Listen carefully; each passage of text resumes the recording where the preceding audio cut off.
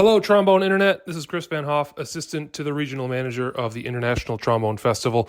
We at the festival, of course, are huge fans of the pod, and we are really excited to invite you to attend this year's 2024 International Trombone Festival at TCU in Fort Worth, Texas. Dave Begnosh is our host. We have the world premiere of a brand new double concerto for trombone and piano with the Fort Worth Symphony. We have the American Brass Quintet. We have late night jazz featuring a Latin jam session. Like, everything is happening. All the cast will be there. It's the best hang in the world, and we hope to see you there. You can register for the festival still online at www.internationaltrombonefestival.com, and it's happening the last week of May. So go register. We'll see you in Texas.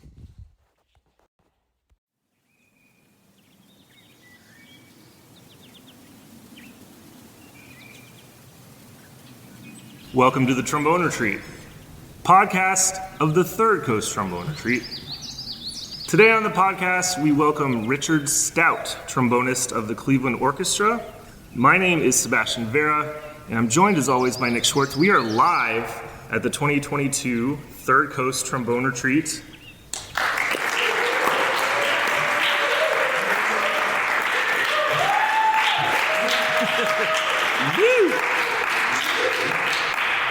There's real life humans out there. We didn't just put that in. And so, Nick, we're like deep in it right now. And towards the end of the retreat, how are you feeling so far? Tired and sassy. Tired and sassy? Mm-hmm. That sounds about right. Mm-hmm. Okay. So this week's been incredible. And, first of all, thank you so much to the people that have reached out to us after the previous podcast with John Kitzman. That's probably the most feedback I've ever received. That was a really meaningful episode to me and to him, and the outpouring was really overwhelming. So thank you for everyone that reached out, and make sure you check out that episode if you haven't. A couple announcements. First of all, I want to say sorry. We've been a little slow on the podcast lately. It's my fault. It's technology's fault.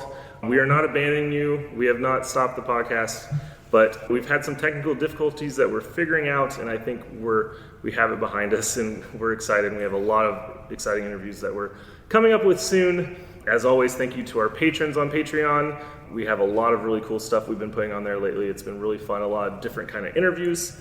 And lastly, we want to thank Houghton Horns. They have been supporting the retreat for a while, and they've been supporting this podcast from the beginning. And they did a special gift at this Third Coast Trombone Retreat where they gave a prize to our mock audition winner, who is Justin Bain. Justin Bain. Oh, we can applaud for Justin Bain. Typical is not here. We are now retracting that prize. Yeah. And for all of your trombone needs, visit houghtonhorns.com or visit their showroom in Keller, Texas. Okay. I think, have we covered our bases? I think we're ready to go. Are the bases covered? They are. Okay. Well, please welcome Richard Stout.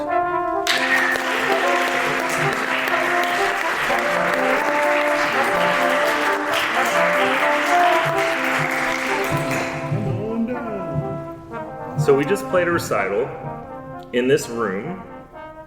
So how are you feeling? Feeling good. Feeling like that was a fun time. Feeling like the collaboration was great and the energy from the audience was great. And what a cool space. Yeah, so we're in the block in what's called the block in Muskegon, Michigan. It's a space owned by the West Michigan Symphony, and we always play our recitals here while we're at the retreat. It's this really cool kind of box with hardwood floors, and you have light shining through. The best part is what, Nick? It's above a brewery. That's my favorite part. It makes intermissions quite lovely. And if that's not enough, we have a bartender in the space itself. Yeah, we tried not having a bartender one year, and that was quickly changed. Actually, the people who complained were the hosts. Even for like the morning, there was like a 10 a.m. recital I think it was Don Lundquist was like, "Where's the bartender?" So we have a lot of host families that put up our students that get into our festival, and they've been amazing. So Sebastian, I have a question for you. Oh wow, that's a first. So today's concert was at a bar, and where was last night's concert we played? Where was that? That was at a brewery. At a brewery. Right. So there's a theme here. Is this a Third Coast thing? I'm glad you caught on. You got to the bottom of it, Sherlock. The more people drink, the better we sound. It tends to be true. All right, so let's dive in. So we like to, get a little background of your life and where it all started and come up through today. So, born in Chicago, raised mainly in Houston? Well, when I was 6 months, moved to Beaumont, Texas, and then sort of lived in southeast Texas, either the Beaumont or Houston area, into elementary school. I lived in the Philadelphia area for about 4 years in elementary school, and that's actually when I started playing the trombone. I was I was lucky to be in a public school system that was very well funded for all things arts. And this particular elementary school had full-time teachers there for art, drama, band, orchestra, and chorus. And you were required to take 2 of those disciplines at least. So I chose band and drama. So I started playing trombone then, and then I moved back down to southeast Texas, small town of Port Neches, Texas, about 10,000 people. They had won the state football championship a couple of times in Texas, which is a big deal. So they had a robust band program. And even though I went back in the elementary school, which is 6th grade at that point, they didn't have music in the school then, so they let me walk over to the junior high for band, where I really didn't make any friends there at first because I instantly got first chair, which wasn't appreciated by the junior high students.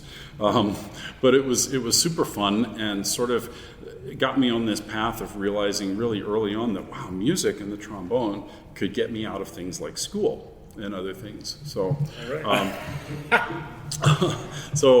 I then spent high school years in Houston. I started a college degree at Rice University in the early 80s.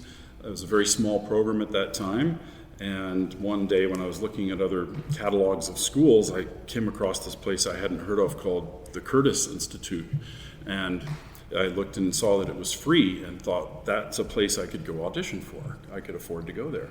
So I first called Curtis, and the person who answered the phone said, no, I'm sorry, the application deadline is passed. And I said, okay, well, thank you, I'm glad I called. Did you tell him you were first chair in your band?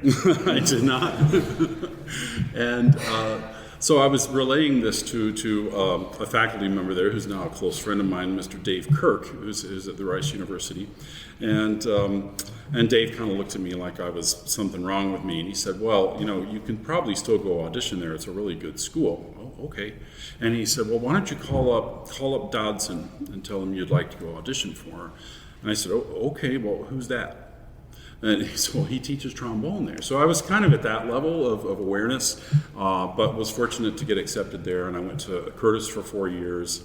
And following that, I spent a year teaching. If I may slightly hit the boop.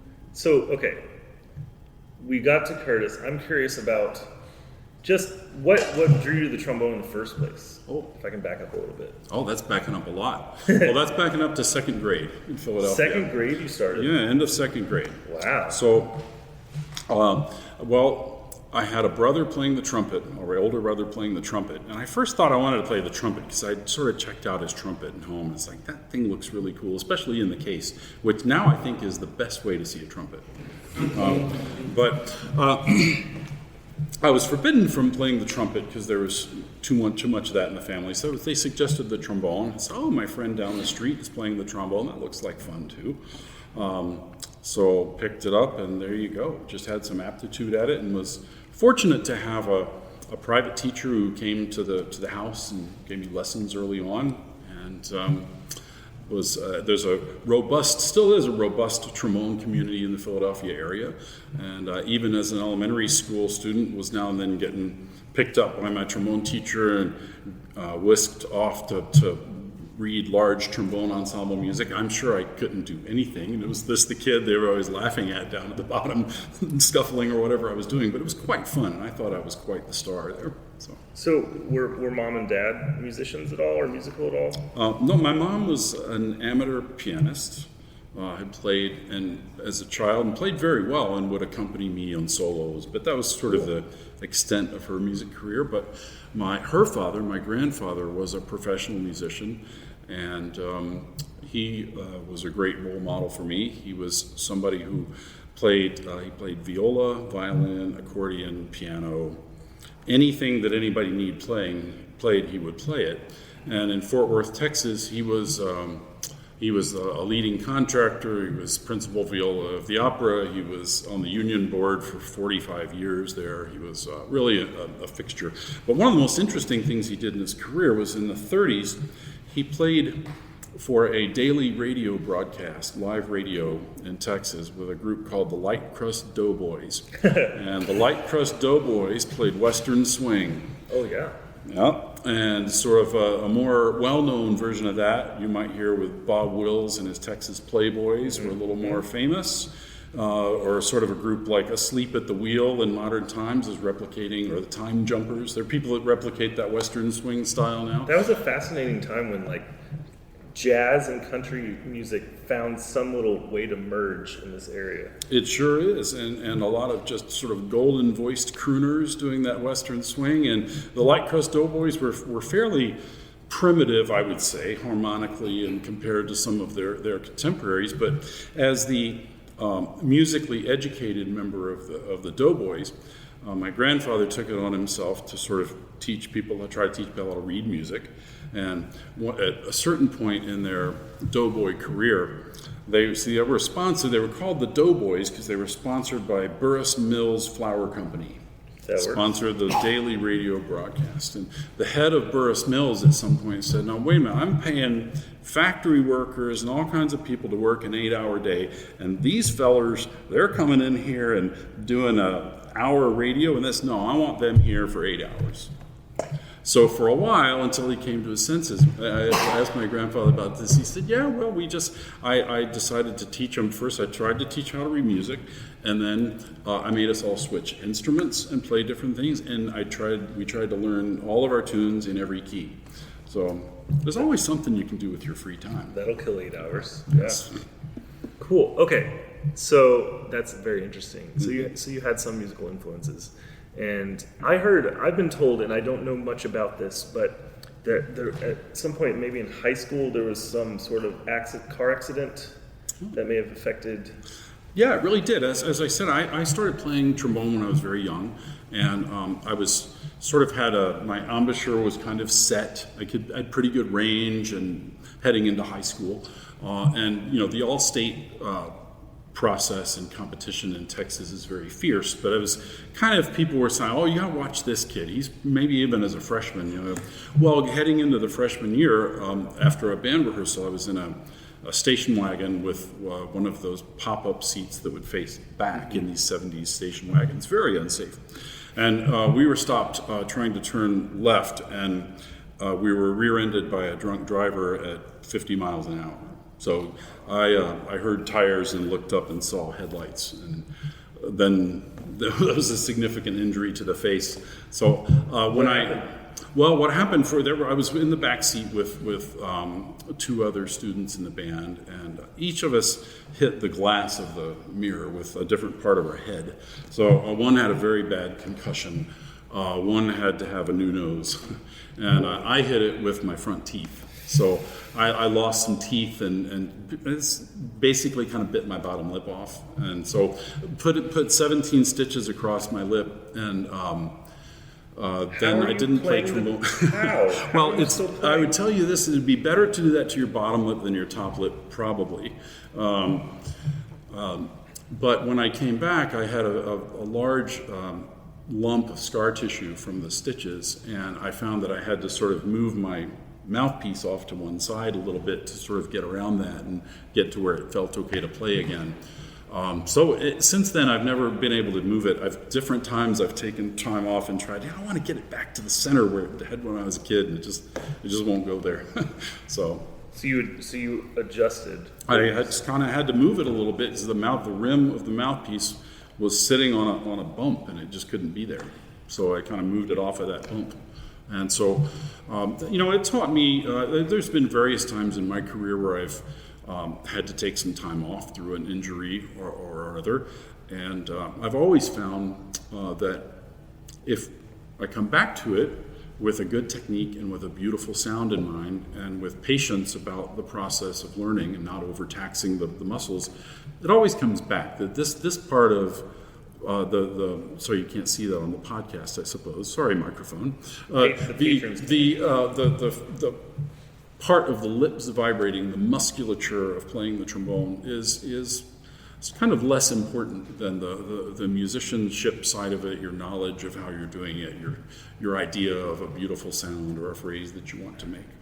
Everybody has physical problems of some kind or another, or just the physical challenge of trying to develop a complete range on a trombone, and is a physical challenge for anybody.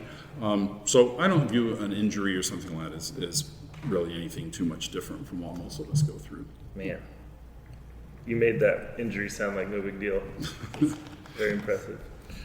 So maybe let's go back to the end of Curtis and pick up kind of where we, I guess, left off. Well, before I'd gone to Curtis, as I mentioned, I'd grown up in the Houston area, and I never made All-State. That's still my regret. It took me a few years to sort of get my playing I felt like back on track. But when I was a freshman there at Rice University, the Houston Symphony Orchestra had held an audition for their substitute list. And I didn't tell my teacher I was going to take the audition, but I won the audition. And when the screen came down, I was kind of like, you? So is that better than All-State? I think so. Oh, yeah.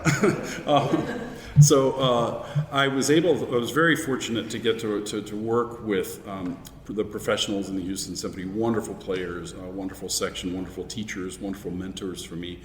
And while I was a student at Philadelphia, they were kind enough to invite me to come down a few times to still play with them and keep that active. So when I graduated from Curtis, I decided to move back to Houston and slotted into some of my work with the orchestra, and as well a university nearby, historical black college, Prairie View A&M, had a last-minute faculty opening, and they asked the symphony who they could hire, and they hired me, and I had a wonderful year teaching at a historical black college, and it was a really rich experience, and I'm still in touch with some people that I met from that experience.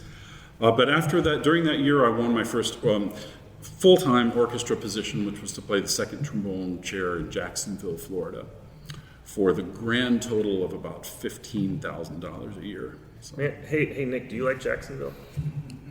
It's one of my least favorite cities in the entire world. Sorry to all of our listeners in Jacksonville. It's one Are of there any? Nick's top 3. Do they have electricity? Nick's being nice right now too. Yeah, I'm trying to rein it in. So at that point, you're taking auditions. You finish Curtis. You're at Houston. You have a comfortable area. Are you just saying like, okay, I'm going to just start taking a bunch of auditions and see what happens? Exactly. That's what I did. When I was in Jacksonville, I basically started taking every audition that was open. I also, at the time, this was at a time when instrument technology and instrument options were sort of really starting to change. Prior to that time in the 80s, as some of you may know, pretty much you had two choices. You could play a Bach brand or a Kahn brand of trombone. There really weren't other options for the symphonically minded trombonist for 90% of people. So a couple other companies come out then and make some modern instruments that are that solve some of the problems of those older instruments. And it just seemed like everybody winning a job was playing one of these new horns. And so I got one of those too, and I went about 3 years, I think, where I didn't get out of a first round of a single audition. I was going to everything there was for anything that was a better job than I had, and constantly tweaking my sound with instruments and these. And sometimes I'd get sort of close, and I stuck with some different instruments like that for 5, 6 years, something like that. And then one day I was just playing some instruments, trying some instruments for some other musicians, and just happened to pick up my old horn, my old Bach that I had, and play it. And to a person, people just said, "Oh, we like that one. That sounds like you." And I just kind of thought about it, and I said, I'm just more comfortable playing this, and I know it's kind of harder to play, but I'm just going to play this because I'm going to be happier, and this is how I sound, so whatever. And I sort of made that decision, and started doing a little better at auditions. There's something to that, right? Like, we kind of have a default to, like, we have to play the instrument that is like the easiest to play possible, right? But sometimes, even ones with little quirks in them or ones that are a little old, it just feels right, or it has a sound that you just can't get on something else.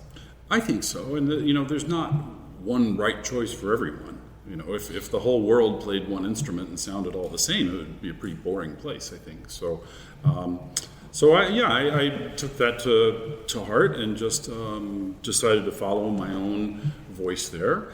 And then an audition came up that I was very, really gunning for, that I really wanted, because it was in the Houston Symphony. And that's the place I want to be. I really, really want that job, specifically want that job. Really practiced for it.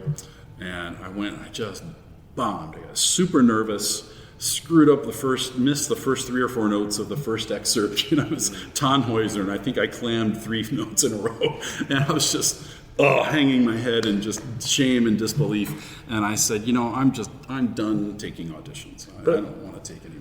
But Rick, you play in the Cleveland Orchestra. That means, I thought that means you've won every single audition you've ever taken. You just like show up and they just give you things. Yeah, no. The way those auditions, work is you have to be absolutely at the very top of your game and have a great day and be a great match for what the ears that are listening to you happen to be looking for. Just a number of things have to come together for you. And by the time I auditioned for my job in Cleveland, it was the 45th audition I played. So it can take a while, So anyway, I played this audition in Houston, and I thought, I don't think I'm going to audition for any more jobs at all, because I'm playing first. By then, I was playing first trombone in Jacksonville, and pretty happy doing that. And I did a chamber music concert with a good friend of mine, a trumpet player, who's actually the executive director in Milwaukee now. Mark House? Yeah. So Mark and I were doing a chamber music concert, and I was relaying this to Mark, and he's like, "Really, no auditions, huh?" And I said, "Yeah, I'm not even looking at the union paper. I don't even know what's open." And he's like, "Well, North Carolina has principal trombone opening in 2 months or whenever it was. He's like, then Cleveland has a second trombone opening.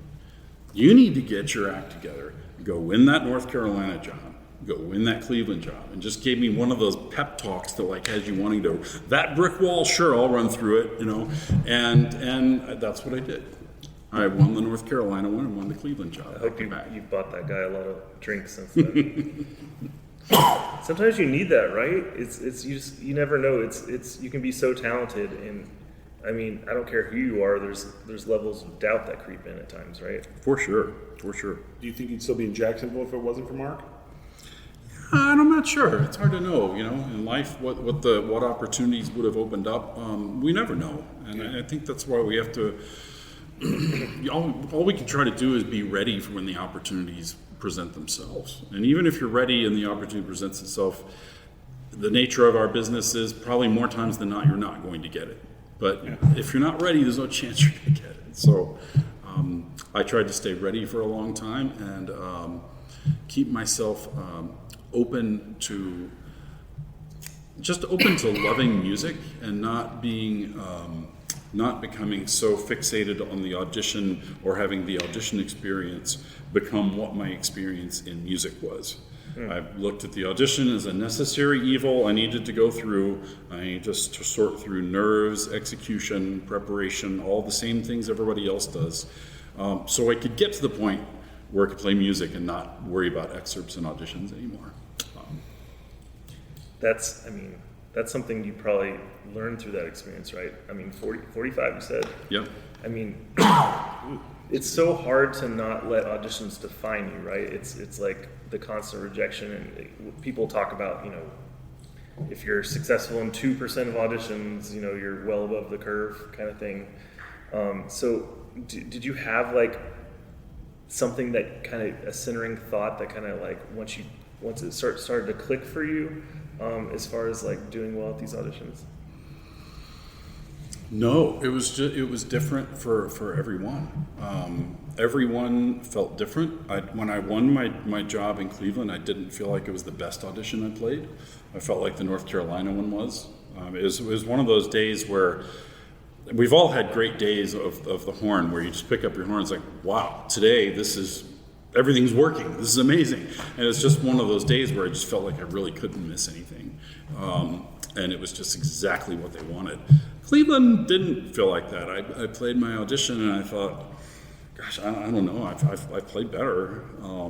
But it was what they were looking for. So. How much do you remember from that Cleveland audition I remember everything. Really? So this was 2000? It was in 2000. Okay. So second trombone. Mm-hmm. What do you remember? Well, I remember arriving in Cleveland the night before. I'd never been to the city before. I stayed in a Red Roof Inn. It was not very nice. And I drove myself to the hall, and I thought, I don't know about living here. This is kind of a dump. and so I was, and that kind of helped me not be as nervous about the audition, I think. So it's easy to go to a place, we've heard and admired and listened to the Cleveland Orchestra at Severance. So I think, oh my gosh, I'm so nervous walking in this building.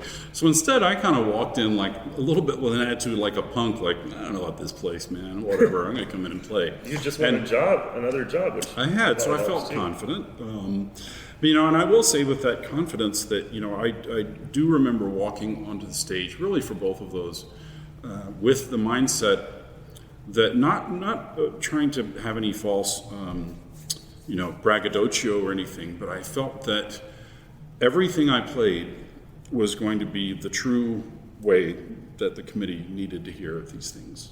And for myself, I knew that everything I was doing was the correct way that these pieces go. This is the correct style. This is exactly how they should go, and I'm going to show you how they should go. And it's not something you can just decide, well, I'm going to have that attitude and go in an audition like that. It's through preparation and having passed through a lot of rejection and just having arrived at that, like using those as like a crucible, to like form your belief in what you're doing. So I did feel like I was playing with that kind of a burn of self-confidence in those. You need to be like drinking your own Kool-Aid in those moments, bit. right? Yeah, a little bit. It's like, why not? How's it gonna hurt? And if like you don't believe in yourself, like who is, that kind of thing. And wow. So I guess that was a long process. They offer you the job, and when they offered it to you, there was no like hesitation, right? This was like instant yes, or were you Of course, there was zero hesitation. Now, of course, in the days before cell phones, in 2000, or at least before I had a cell phone, and my wife was already in Colorado for a vacation that we were set to take. So we had a long summer of work, and we were ready for this vacation with some of her siblings, and so she was already out in Colorado, and we had come up with this way for me to leave a word on an old answering machine, and she would call in from a payphone and get the word. So that's how my wife found out I got the job in Cleveland. Was that I called from the personnel office to an answering machine, left a message, and she put a quarter in a phone. So we've come a long way that way, at least. But there was no hesitation in accepting the job. I was taken downstairs and introduced to the music director. It was Christoph von Dagnini at the time. and it was, me anyway, I'm pretty nervous in that situation because I walk in like, well, I've seen your picture on all these album covers. Yeah, I know who you are. And he was just disarmingly charming and affectionate and just warm and a little bit scolding about something that he didn't like. Just in like the audition? just like Really? like it was like okay, Grandpa, I'm ready to come in. Like, this is great. So no hesitation at all. I remember being in his office and he looked at my resume and he said, "Oh yes, Jacksonville. I had a girlfriend in Jacksonville once." Like, this is really too bizarre, but let's just have a beer or something, Christoph. And so it worked out. He loved my playing from the start, and then he left town right away. So he's kind of the perfect boss. They hire you, give you tenure, and then leave. No, he was really wonderful to work with. I want to talk to you about your experience since being in the Cleveland Orchestra. So you've been in the Cleveland Orchestra now for 21? Coming up on 23, yeah. 23. Man, my math is awesome. So I want to talk about some of your memorable moments in the Cleveland Orchestra. Sure. We have different kinds of colleagues, in our orchestra. Some that have this sort of encyclopedic memory of what we've played when. I say, well, that was back on the tour in '88, when we played Till Eulenspiegel with somebody at some place. I don't remember what we did last week usually. So my memories are usually more sort of colleague-based, place-based. Sometimes it's repertoire. I remember a certain program that we did, but certain great pieces that you remember playing. I can remember, I think Mahler 3 for trombone players. Well, I've played Mahler 3 several times with 4 different trombone players playing the solo, and I've loved hearing every one of them play, so I think about all of those. I think about hearing Jim DeSano play it beautifully, and Steve Witzer played it in the London Proms just wonderfully. Massimo La Rosa played a very compelling Mahler 3. Doug Wright played a beautifully character-rich Mahler 3 when he was with us for a year.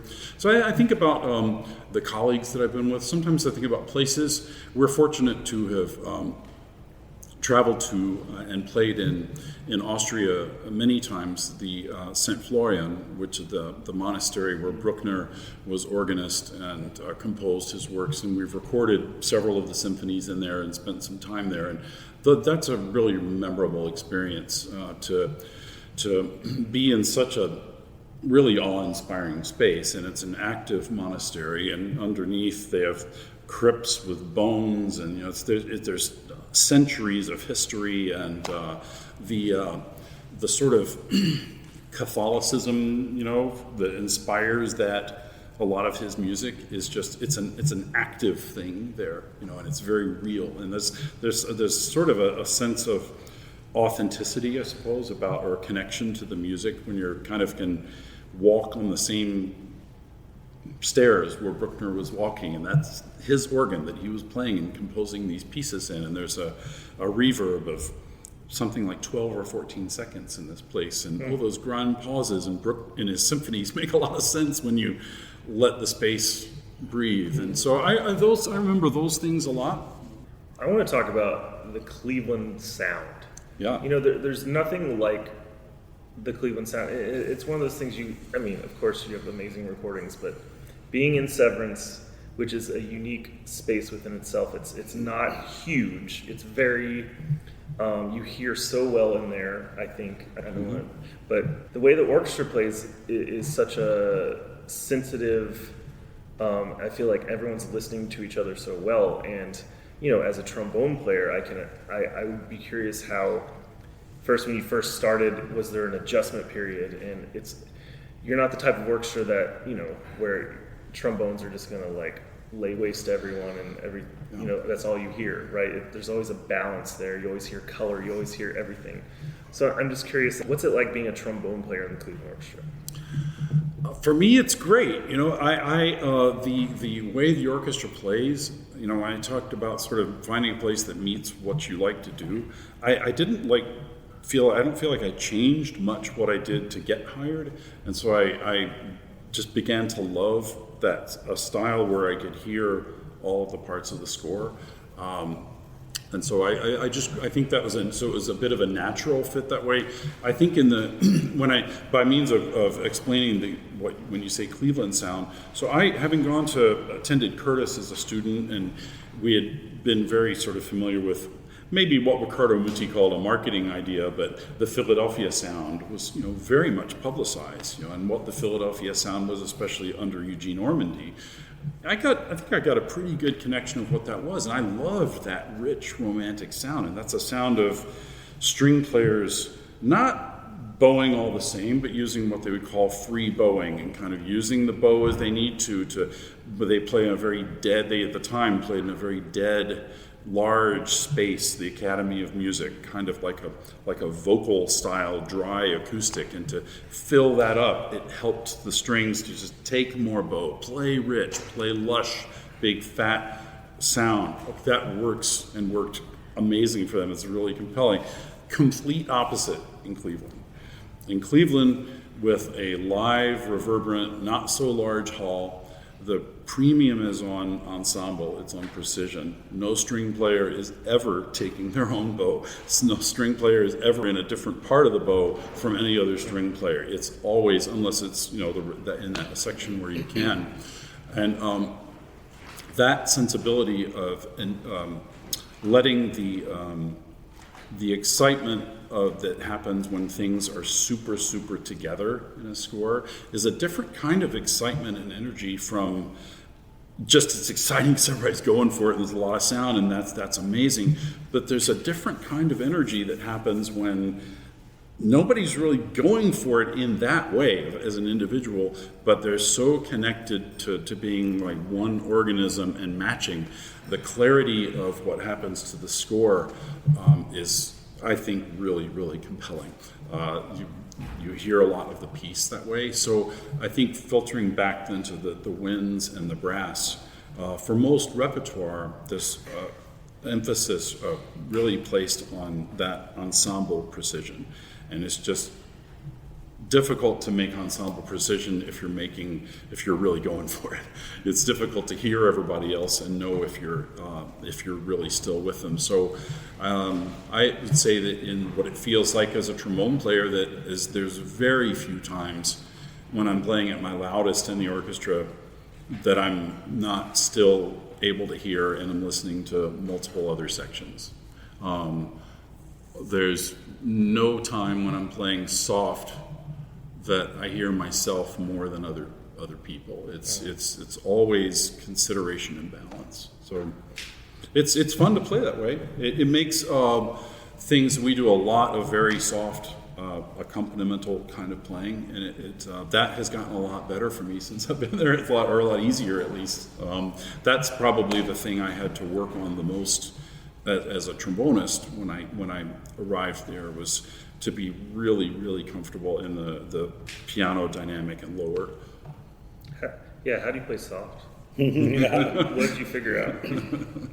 It's kind of like in playing loud. There's really no other way to learn it than to do it.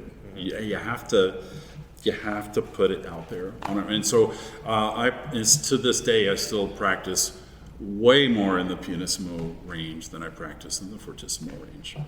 I find that in loud playing, of course, to sound great, you have to practice it, but the support, the air support that we use to get a good sound in the loud dynamic, for most of it, it happens pretty automatically. We have enough support in the fortissimo dynamic, but the support that we need when we play in the pianissimo dynamic is something to learn, because I think a lot of people you just give up the support and then but in a way I find I have to focus more on the air and the support and being in the sound than in the fortissimo. I find the fortissimo dynamic, the support's automatic, it's there. Mm-hmm. Yeah, well, I mean, to pay you a compliment, I mean, I've said this for a long time, the Cleveland Orchestra has always been one of my favorites, if not maybe my favorite, and the reason is because the experiences I've had hearing the Cleveland Orchestra live, the only way I could describe it to people was that, there's a lot of orchestras that I see and some very good orchestras that I always leave feeling impressed, and that's something to feel impressed. But every time I go to a Cleveland Orchestra concert, I feel moved.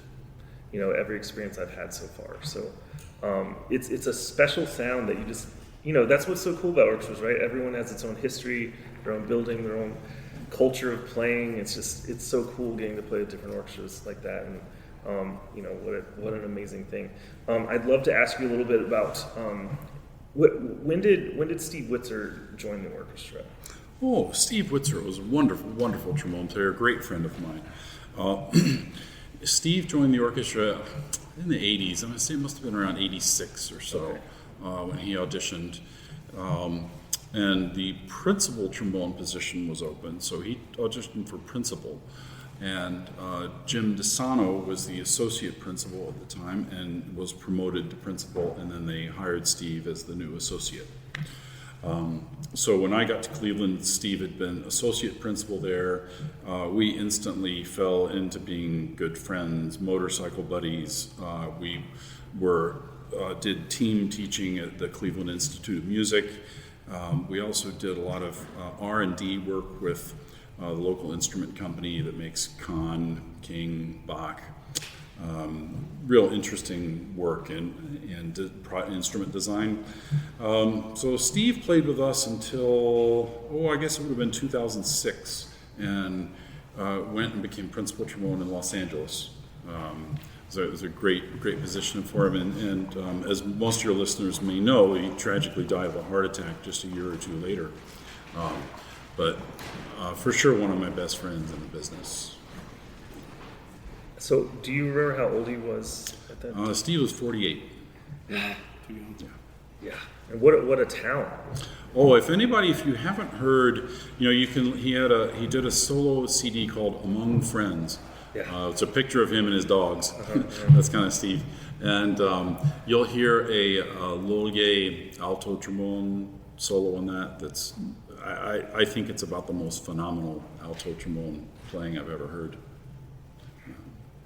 Yeah, is that the one that opens with the Awazin? Yes. Okay, that's it. Yeah, if you guys haven't heard that album, it's fantastic, and I got a few chances to hear him live in some chamber concerts, and just an incredible musician. Yeah, we had such a good time. We did a number of recitals and things together. We would do master classes together, and in our recitals, we would always play some two-part things, Bach inventions or Telemann transcriptions, whatever we would find, and pretty much every recital would go like this. We would walk out to play the whatever ones we decided we were going to play, and he would say, "Are you top or bottom?" I don't know. What do you want to do?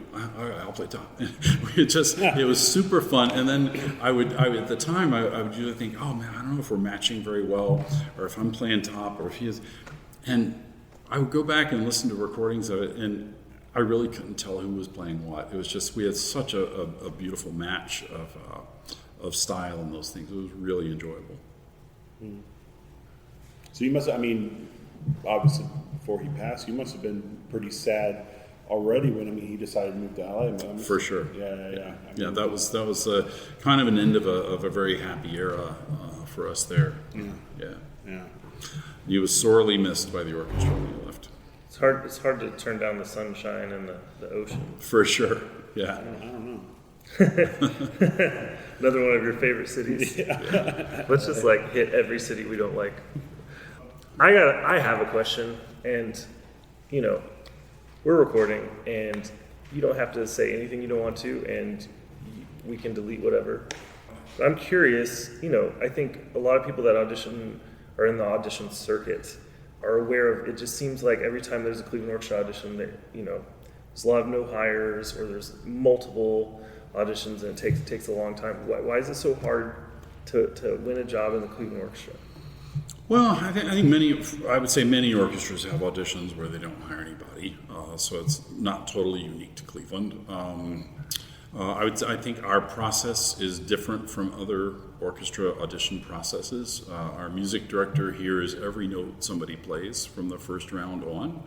Our music director runs the first round, determines how much people will play. So the committee sort of has, in a way, I suppose, less say in those rounds about sort of winnowing it down. So I think that makes it difficult, but I think it's difficult on the for the player as well. You know, the players that we get to come audition for Cleveland most of them are out taking other auditions, of course. National Symphony, New York, whatever else opens up, they might also audition in Cleveland. And I think the fact that our audition process is different, and that in the first round of their audition, unlike the other auditions, they're hearing an Austrian conductor speak to them, I think intimidates people. So I think it's just a little bit more of a feeling. People get a little more nervous, maybe because of that.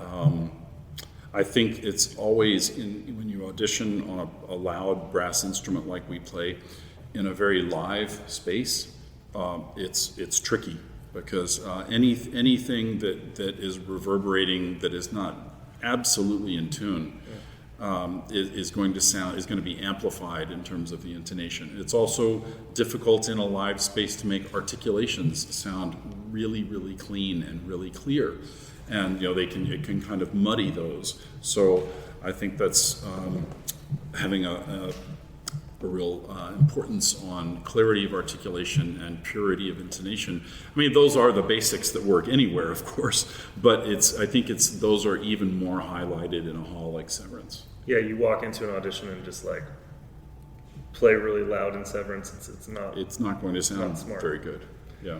Man. Okay. Well, thank you for answering my hard-hitting question there. Sure. Yeah. So you play the euphonium and the bass trumpet. First of all, no one's perfect, but you play the euphonium on purpose sometimes. You see in a lot of orchestras that it's usually the assistant principal that has to play, the auxiliary instruments. But in your orchestra, has it always been the second trombonist that's done that? Yes, it's always been second. My predecessor was Alan Kofsky, who played about 50 years, give or take, in the chair. And he was an excellent valve player, and that's the way they just always had the section. And so when they had the opening, they said, we want to hire the same thing, a second player that also plays valves. Unusual. I would never call myself a valve player. It's not something I did when I was young, very much. So for my audition, actually, I borrowed a euphonium and borrowed a bass trumpet for a couple months and just busted like crazy trying to get those technical licks up to speed and get my valve technique passably okay for the audition. So it was part of the audition? Oh, it was a big part of the audition. Really? Yeah, I suppose you can cut this, right? Sure, yeah. Well, in the first round of my audition there, we just did, it was individual playing.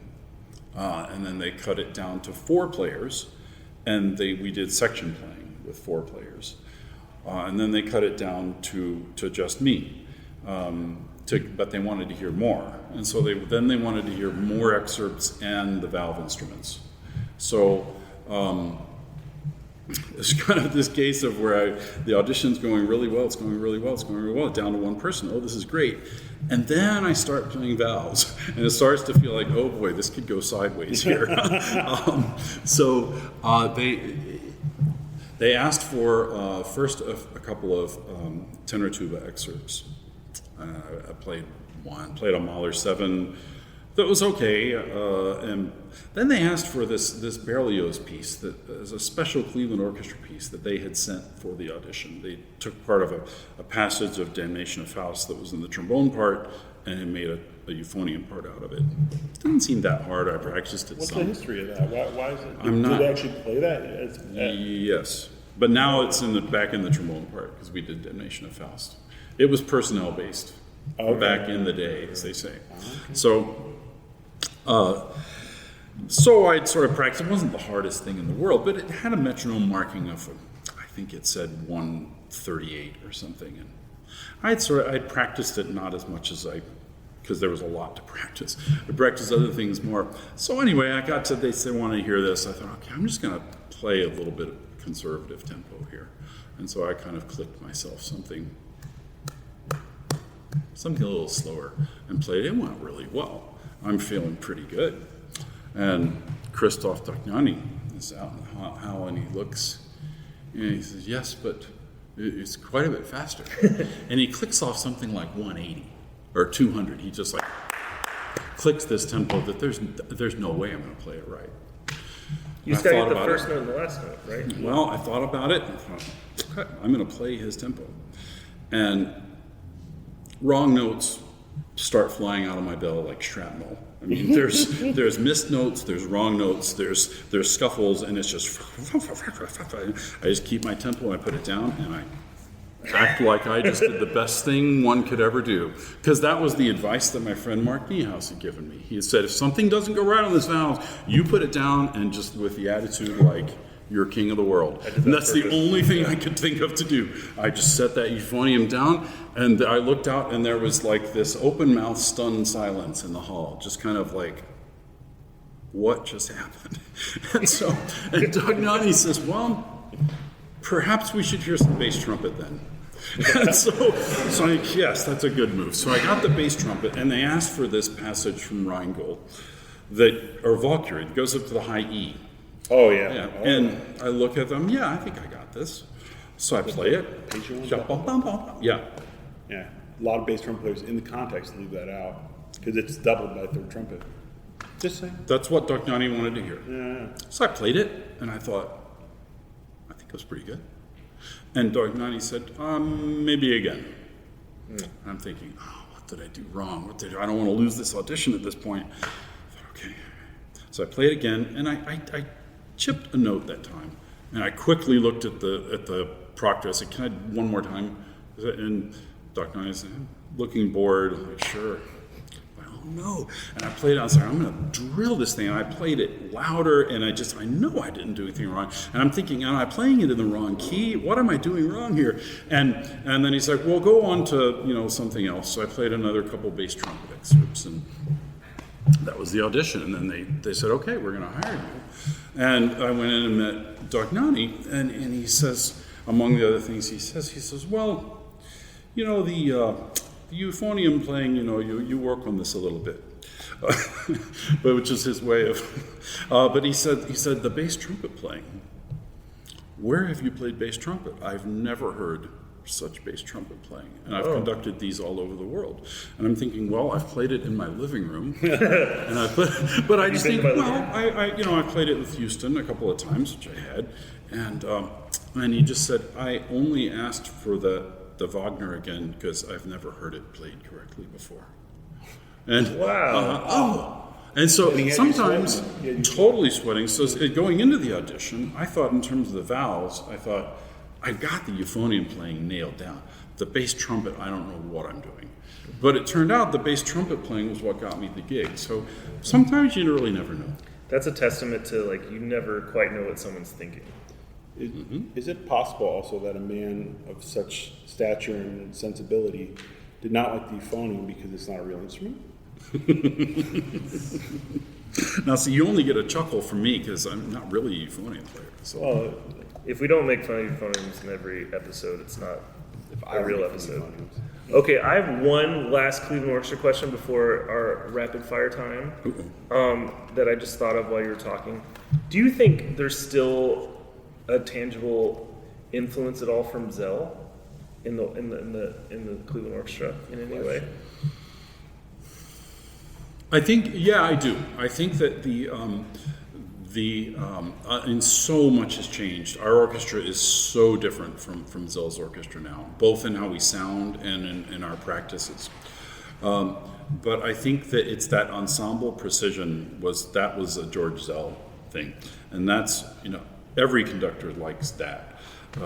Now our music director now, Franz Welsermust, there were things he did not like about that sort of traditional Cleveland sound that he wanted to tweak. He wanted a more flexible, more transparent sound, and a sound that could be thinner and not so quite as thick. One thing that the Zell Orchestra did was that every piece, pretty much in the orchestral rep, they doubled the wind parts in.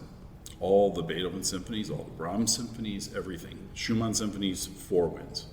And George Zell was very well known for saying, it's too loud, double it. He wanted more voices, more people playing softer to make a more homogeneous sound. Almost like a wind ensemble concept, And also in the George Zell Orchestra, it was every chair in the string section was a fixed chair, and that continued all the way until last year. And now we're a rotating string section. We very rarely double wind parts. We very rarely have assistants in the brass playing. When I joined the orchestra, every large piece we played with all 4 trombones. Brahms symphonies, Tchaikovsky symphonies, pretty much everybody's on stage. And would that, I mean, that wasn't necessarily for fatigue, but for sound? For sound. To play softer with more blend. That's such an interesting way to do it. Mm-hmm. Yeah. I think there are good examples of where that can work well in a trombone section, like play Tannhäuser. Great to do it with 4 good players and make those phrases a little longer. Matisse de Mahler, play that opening soft thing and make it just really blend into. But not many places do that. We could try that tomorrow. There was that great video of Karajan conducting Berlin where they do Tannhäuser with 6 trombones. Yes. Yeah, and that's pretty cool. Very cool. I imagine that was loud. Or maybe it wasn't. Maybe it was just more of a. You could get more volume without changing the color. You know what I mean? Like you could keep a warmer sound, but have more people doing it. That's really interesting. I like that. Shall we rapid fire it? Rapid. Are you ready? Are you ready? Richard Stout? Ready. I asked you this at the bar last night. I'm spitballing now. What level of annoyance do you have with people asking you about beer in regards to your last name? None, because that really was about the first time it had come up. People just don't, you know. I really doubt that. So you're just saying it's called low-hanging fruit, Sebastian. I will never miss a dad joke that I can take advantage of. Okay, advice to your 18-year-old self. Boy, advice to your 18-year-old self: be more patient in the practice room. Don't try to do everything now. There's plenty of time. You're on a desert island and you can only listen to one composer's music for the rest of your life. Who would it be? Mozart. Oh. How hard is it to be a Cleveland Browns fan? Not nearly as hard as a Lions fan. I don't know about I can't answer any better than that. It's really easy, actually. You just have to really get rid of things like self-esteem and ideas like that. Okay. Once you do that, it's really quite easy. I can feel that. I know how that goes. What's something unappreciated? Or the most unappreciated thing about second trombonists?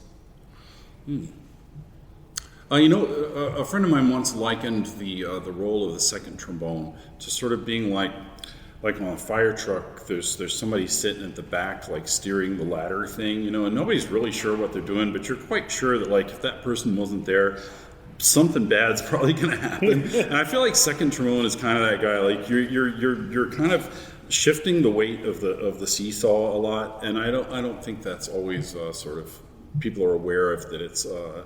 As integral that sound to the sound of the section as I think it is. Have you ever referred to yourself as the meat of the sandwich? No, but now I will. You should. You should.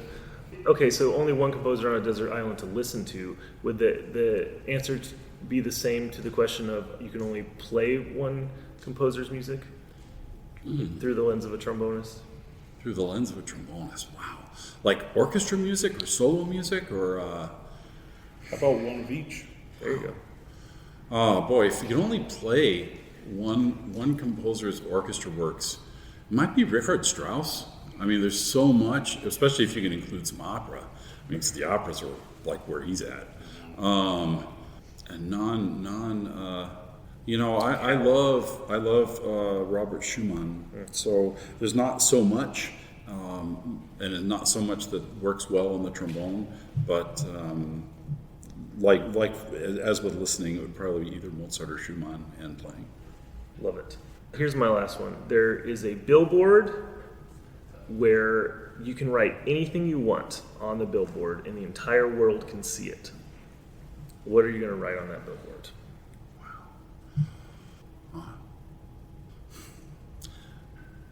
I think this might be too much of a downer, but I think I would say stop killing yourselves and stop killing the planet and learn to live with each other.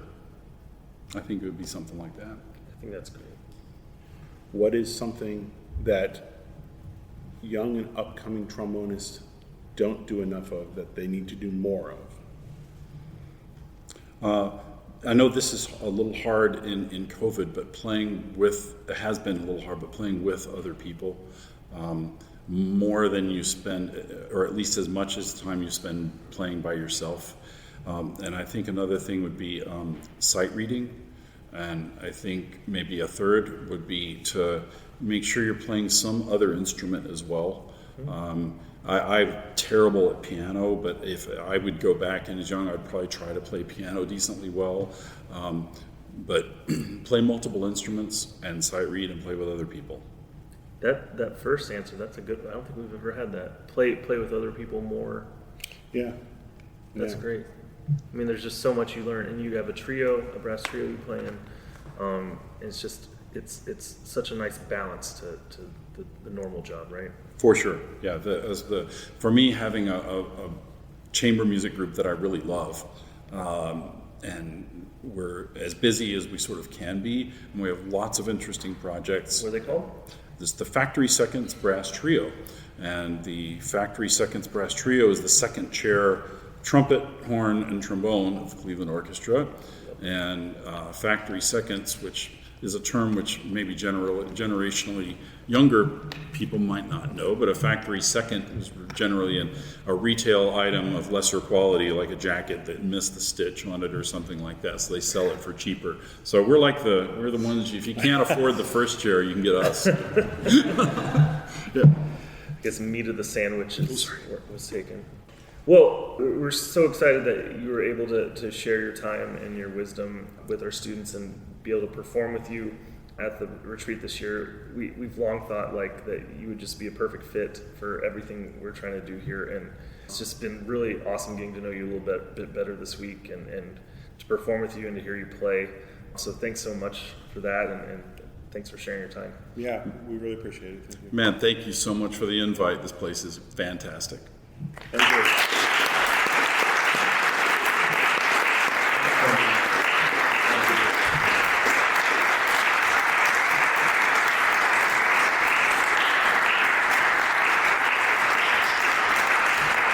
You made it through the whole podcast without crying.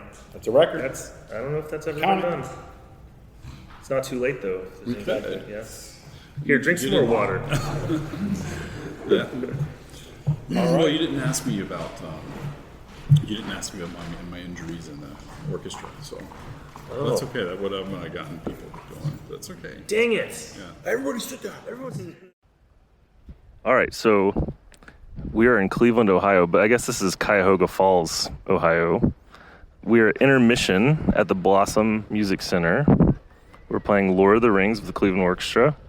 This is my first time playing with the Cleveland Orchestra. How am I doing so far? Can I stay? Brilliantly, and it's wonderfully in tune. Thank you, man.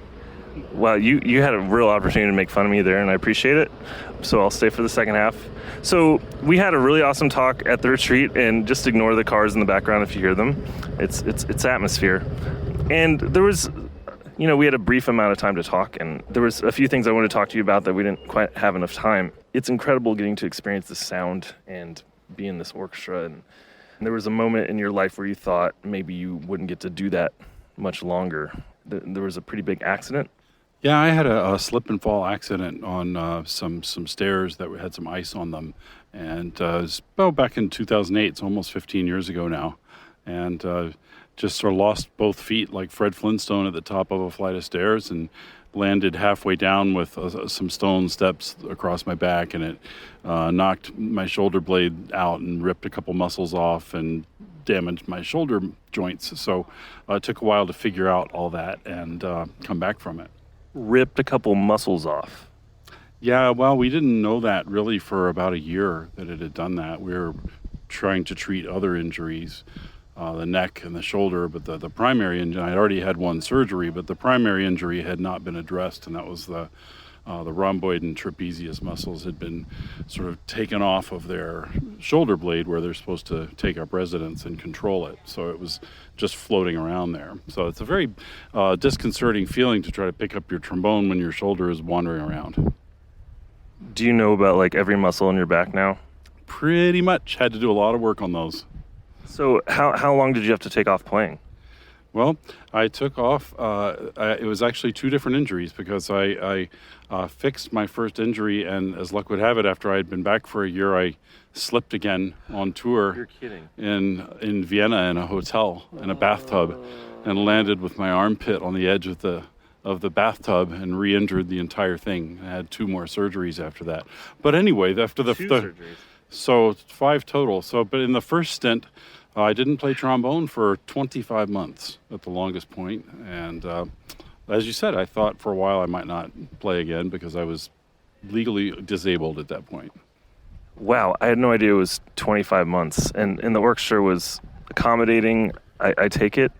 I mean, at that point, if you fall for a second time and you're having 5 surgeries, at some point, do you start to think you're just cursed or something?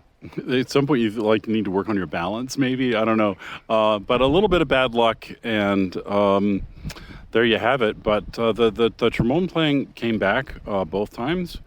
And I'm a big believer in having a clear sound in mind that you're trying to do and not forcing the sound, and setting yourself up with good ergonomics so that you can repeat it and not overtaxing it. So you came back very slow. Came back very slow. My first day back playing was I was allowed to play 5 minutes that day. And if that went well, I could do 2 5-minute sessions the next day. So it went sort of like that. So there was never any doubt that you could come back. Well, not in my mind. I think in some people's. But after that first time, after not playing for the 2 years or so, and starting at 5 minutes a day, by 6 weeks I was up to about 3 hours a day. And a couple weeks after that, I was back in the orchestra doing what we're doing here, playing at Blossom.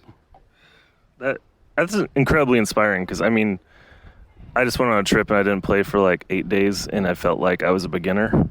I can't imagine 24 months. I mean, golly, the amount. So was the orchestra at some point being like, okay, when is it going to be, or were they pretty cool? They were all the time really supportive, and in fact, we had at that point a 2-year maximum time that a position could be held. But our orchestra actually made it a point of their negotiations that they said, we want, this guy needs more time, and so I was given more time. I mean, the group stood up for me in that, and that's pretty cool. So I imagine we're a lot better about using salt on our steps, something I learned when I moved to the north from Texas. And the first time I met you, I think you were coming out of it because it was when you came to coach at NOI. I guess that was like 2008 maybe.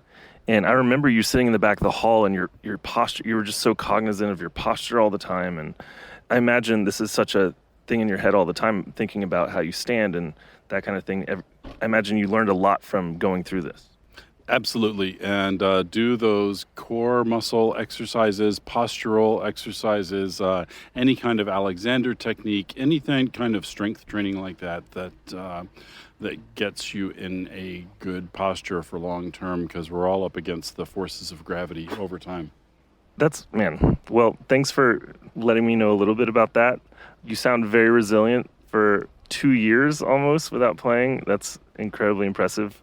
I imagine the mental fortitude alone, you have to believe, right? You have to believe you're going to come back. Yeah, well, and also I kept teaching, and I would sing in lessons. I actually got myself some volumes of Schubert songs to sing at home, and just to keep my ear going. And when you've been doing something, when you've been playing a brass instrument, as long as we have the physical act of playing the instrument will come back. I think the main thing is having a purity of your ideas of a sound, and being confident with it. I love that. Speaking of being confident and purity of sound, should we go play the second half of Lord of the Rings?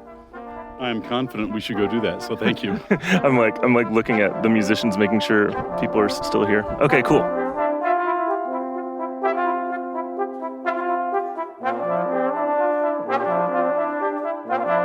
Hey, can you hear me? What's up, Buttercup? How you doing? I'm good.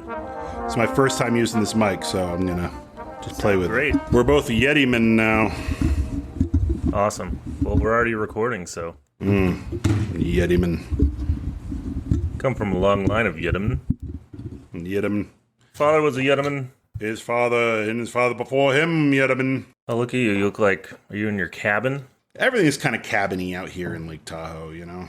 As you do. Boop, boop, Well, boop. I had a great time just listening to Rick's interview. You know, it was at the retreat, which we'll talk about in a second, but I hadn't listened to it since we did it, and we're in the middle of doing the retreat, which is, you know, all consuming, you know, takes a lot of planning and long days. And so getting to listen back to it again is like, man, he's so insightful and a lot of really interesting things. Yeah, I mean, it's obviously I haven't revisited it because you're the one who edited it, but it's the first time we've done an interview at the trombone retreat, which was an interesting experience because we're, like you said, we're so wiped, you know, and we're so busy while we're there. It just felt like usually we I don't know, build up to this thing, and it was kind of just like, oh yeah, we got to do an interview now. And Rick was so great. He was you know, he has such an interesting story, amazing career, and just a swell human being. Yeah, my favorite part was in the introduction. I said Rick Stout from the Cleveland Orchestra, like it was a question. Mm-hmm. Cleveland Orchestra. It's just so flustered. We had just played a recital, and we're doing the thing. But no, it was cool. It was nice to have our students there to experience it. We took a straw poll the year before to see, like, would you guys want us to do a live podcast at the retreat? Because, you know, time's at a premium, and every single person rose their hand. So I'm glad we got to do that. And then I got to add that thing at the end, because right at the end of the interview, we realized that we forgot to talk about one of the most important parts of his life, which was this massive injury he had, falling on ice and basically being out for 24 months, having 5 different surgeries, muscles being torn, and he just came back and sounds as good, if not better than ever. And the whole time he was just focused on the sound in his head, because he believed his body would adapt. Well, not to mention, I mean, as you said in the original interview, he had that traumatic injury in that car accident when he was young, which shaped the way that his embouchure works. And then he had this injury while he was a professional.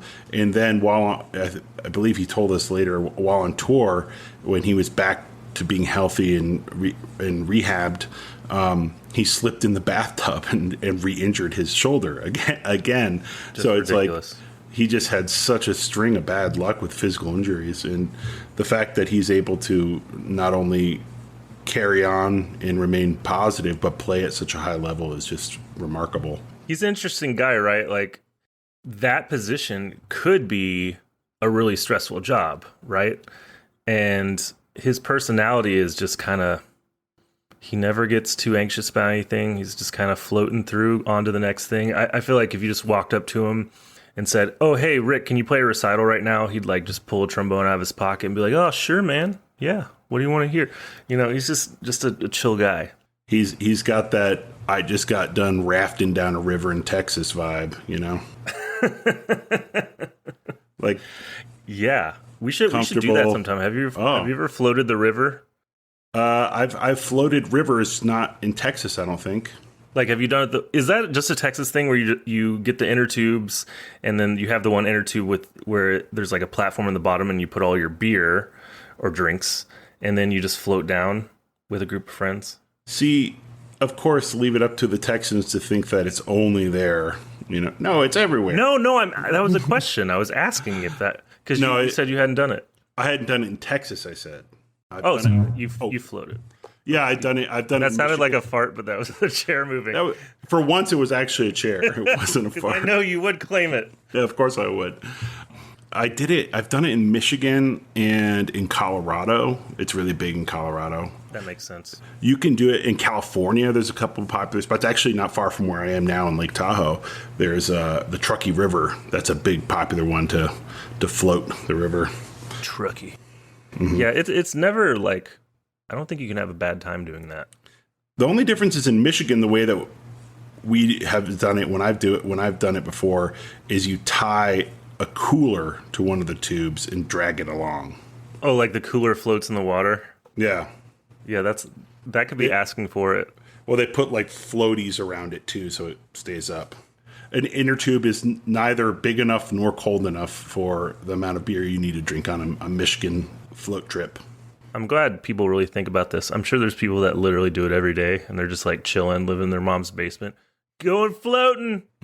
I'll be back for dinner. If I'm not floating, I better be boating. Yeah, so it was really cool to play with Rick. It was hilarious. I think I barely talked to you about it. I was flying back from Texas. I haven't been home in forever, and I was so excited to get home. And I decided, sometimes I get on the internet on the plane. It's always way too much money, but sometimes they had like a 30-minute free thing. So I was like, oh, I'll check in. And I had a text message from the personal manager of the Cleveland Orchestra asking if I was free for a concert that night. And so I'm on a flight from Dallas to Pittsburgh. I had woken up like at 6 a.m. and never played with Cleveland before. And it's one of those things like, okay, when am I landing? Okay. And then with everything involved, it took forever to get my bag. The cab took forever. So I got home, got to spend like an hour at my house that I missed so much, found my clothes, downloaded the music, looked at mutes, just put it on in the background to try to get my head because I knew I wouldn't have any time to practice. And then hopped in the car, 2-hour drive, and I got to the hall about like an hour and 15 minutes before. And then Rick's just chilling, had his big fisherman hat on. He tried to give me the lowdown, but man, what a beautiful, beautiful orchestra to play with. It was a overall just beautiful experience, and so great to play with him. He's just so easy to play with, and it's just really nice playing in an orchestra where, every single person is listening to everybody. Yeah, that's what I understand. And hey kids, you should probably practice your sight reading because you never know. And he talked about it. Yeah. It was kind of ironic. He talked about in the interview how important sight reading was, and I was sight reading. I joked with him because it was Lord of the Rings with the movie soundtrack, and it was great. There's 8,000 people there. They were loving it. It was a really beautiful night.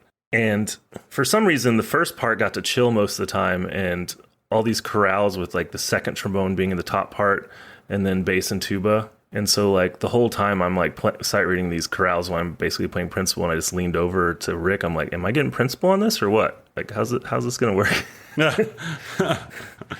But yeah, they were super nice. And I'm so glad because I wanted to get that last part of the interview, and I learned that you can really get nice interviews by just holding a phone up to someone's face. So we got to do some more man on the street. Man on the street. Next time, I'm just going to give you a microphone at the ITF and just have you walk around and harass like 18-year-old kids about their favorite mouthpiece or something.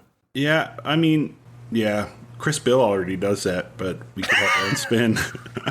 Does he? Sort of. I hope Chris listens to this. I like Chris. We should just make fun of Chris Bill every episode until he actually says something to us about it so we can see if he's actually listening. Chris Bill, I hope one day you find matching shoes and shoelaces. Well, dude, good to see you. Our next podcast, we're going to be releasing soon. It's going to be with Christian Lindberg. We had an amazing time at the festival, and we'll talk about that after that one. But we had an incredible turnout, so thanks everyone who showed up for that one. And that interview is so good, and I can't wait for everyone to hear it. And God, Arkansas was hot. We can talk about that later. But I will say that as a teaser, the Lindbergh interview probably comes hottest out of the gate out of any interview we've ever done. Not by anything we did, but by the things that Christian offered up himself. It was pretty wild. So something to look forward to. There'd be no other way. Yep, of course. If you enjoyed the podcast, tell a friend and subscribe everywhere you download your podcasts. Also, please consider being a patron on patreon.com/trombone retreat, and also leaving us a rating and review on iTunes and Spotify, as it helps us quite a bit. Follow us at Trombone Retreat on all the social medias, and our website, tromboneretreat.com, where you can also join our mailing list. So many things. So much time for activities. On Instagram, follow Nick at basstrombone444 and myself at js.vera.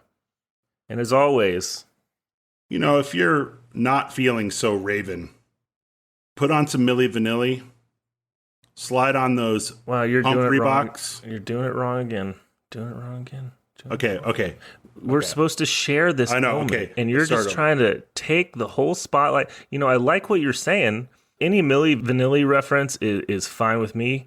I'm willing to blame it on the rain anytime, but I want to do this as a collaborative experience. Girl, you know it's true.